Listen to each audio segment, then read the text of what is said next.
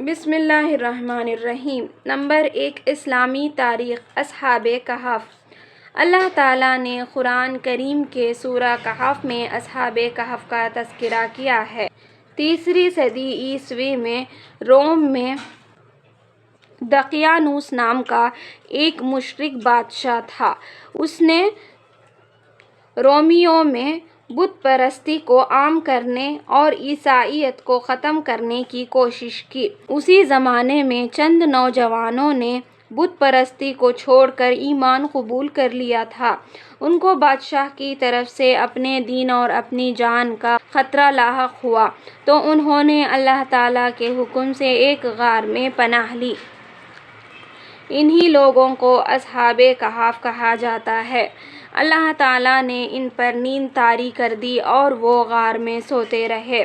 ان کے ساتھ ایک کتا بھی تھا جو غار کے منہ پر بیٹھ کر ان لوگوں کی حفاظت کرتا رہتا تھا۔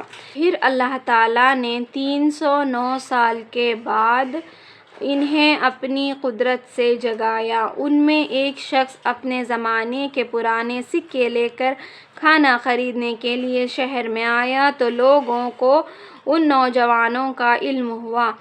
اب ملک کے حالات بدل چکے تھے اور اس وقت بادشاہ ایمان والا تھا، مگر اس زمانے میں ایک پادری نے قیامت کے روز مردوں کے زندہ ہونے کا انکار کر دیا تھا اور لوگ فتنے میں پڑ رہے تھے۔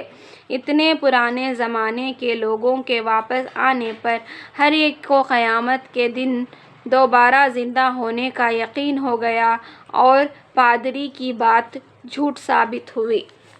نمبر 2، اللہ کی قدرت۔ آواز سننے کا آلہ۔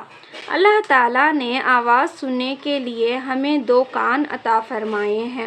ان کے ذریعے ہم مختلف قسم کی آواز سنتے ہیں اور اس کی خوبی و کمالی اور کیفیت کا پتہ لگا لیتے ہیں۔ بعض آواز بڑی عمدہ اور دلکش ہوتی ہے جسے سن کر دل کو بڑا سکون ملتا ہے، اور کبھی انہی کانوں سے خوفناک درندوں کی آواز سن کر اپنی حفاظت کا انتظام کر لیتے ہیں۔ اگر یہ کان نہ ہوتے تو ہم آواز کی لذت و کیفیت سے محروم ہو جاتے۔ بلا شبہ آواز سننے کے لیے 2 کانوں کا بنانا اللہ کی عظیم قدرت ہے۔ نمبر 3، ایک فرض کے بارے میں۔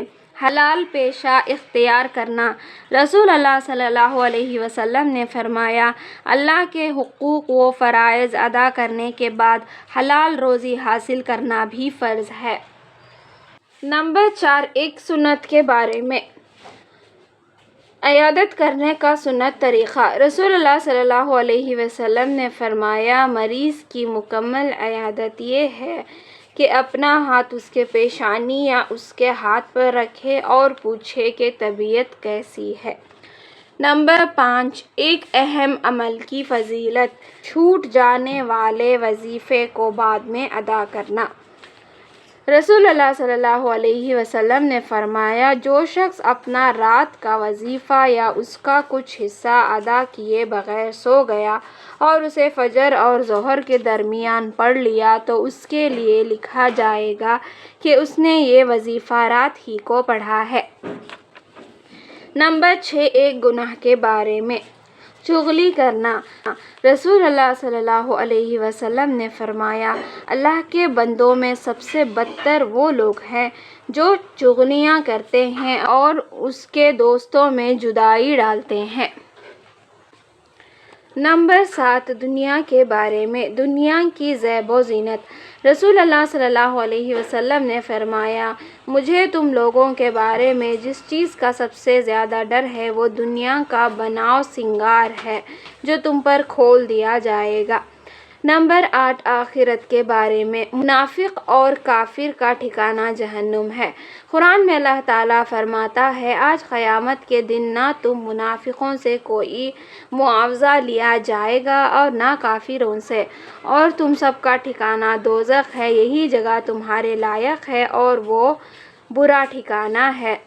نمبر 9 طب نبوی سے علاج، بڑی بیماریوں سے حفاظت۔ حضرت انس رضی اللہ عنہ بیان کرتے ہیں کہ رسول اللہ صلی اللہ علیہ وسلم یہ دعا پڑھا کرتے تھے: اللہم انی اعوذ بک من البرص والجذام والجنون ومن سیء الاسقام۔